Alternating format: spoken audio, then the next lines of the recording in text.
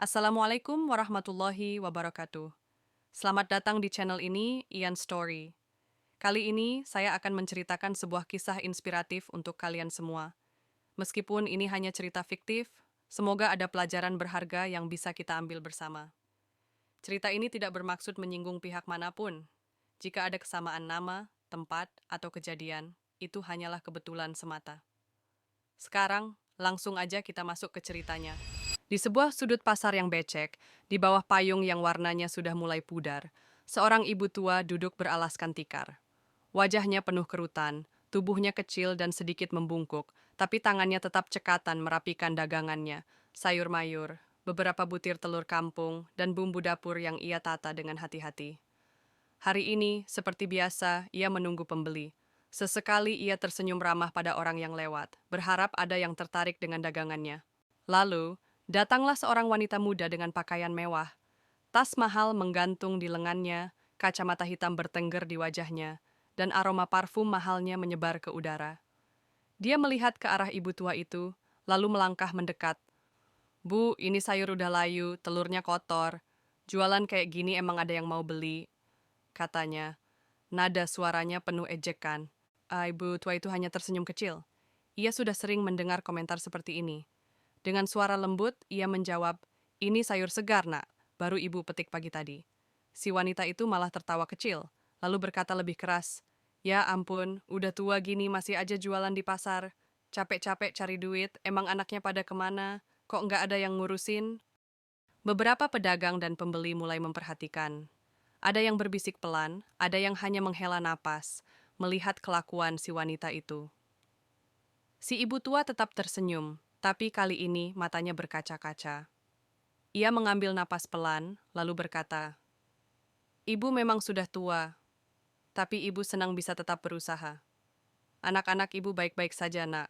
Terima kasih sudah peduli." Si wanita muda mendengus. "Ya udahlah, kasihan banget hidupnya. Coba kalau aku jadi anaknya, nggak bakal aku biarin ibuku kayak gini," katanya sambil melirik dagangan ibu itu dengan jijik. Tapi belum sempat ia melanjutkan ucapannya. Suara mesin mobil sport terdengar dari ujung jalan pasar. Mobil mewah berwarna hitam mengilap melaju pelan, lalu berhenti tepat di depan ibu tua itu. Ibu, maaf aku telat jemput. Udah siap pulang? Si ibu tua tersenyum, matanya berbinar penuh kebanggaan. Iya, Nak. Ibu tadi cuma ingin jualan sebentar. Tanpa ragu, pria itu berjongkok, mengumpulkan dagangan ibunya ke dalam tas besar. Lalu dengan penuh hormat, ia membantu ibunya berdiri. Si wanita sombong tadi masih berdiri di tempatnya, wajahnya merah padam. Tak menyangka bahwa ibu tua yang tadi ia hina, ternyata adalah ibu dari pria kaya yang baru datang. Pria itu lalu menoleh ke arah si wanita muda, menatapnya dengan tatapan tajam tapi tetap tenang. Maaf Mbak, mungkin tadi Anda sempat meremehkan ibu saya. Tapi bagi saya ibu saya jauh lebih berharga dari mobil ini. Dari semua uang yang saya punya. Karena tanpa beliau, saya nggak akan bisa berdiri di sini hari ini. Si wanita muda terdiam, kehilangan kata-kata. Ia hanya bisa menunduk malu saat pria itu membantu ibunya masuk ke dalam mobil mewahnya, lalu menyalakan mesin dan pergi meninggalkan pasar. Para pedagang yang melihat kejadian itu tersenyum puas. Beberapa bahkan bertepuk tangan kecil. Sementara si wanita sombong itu, ia hanya bisa berdiri di sana, merasa dirinya jauh lebih kecil dari ibu tua yang tadi ia hina. Seringkali kita menilai seseorang hanya dari apa yang terlihat di depan mata. Kita lupa bahwa setiap orang punya cerita, perjuangan, dan alasan di balik apa yang mereka lakukan. Seorang ibu yang berjualan di pasar bukan berarti dia tidak memiliki anak yang peduli. Bisa jadi, justru itulah pilihannya. Karena bagi seorang ibu, bekerja keras bukan hanya soal uang, tapi juga soal harga diri dan kebahagiaan. Dan di sisi lain, kesombongan tidak akan membawamu kemana-mana. Menghina orang lain hanya karena kita merasa lebih tinggi, tidak akan membuat kita lebih berharga.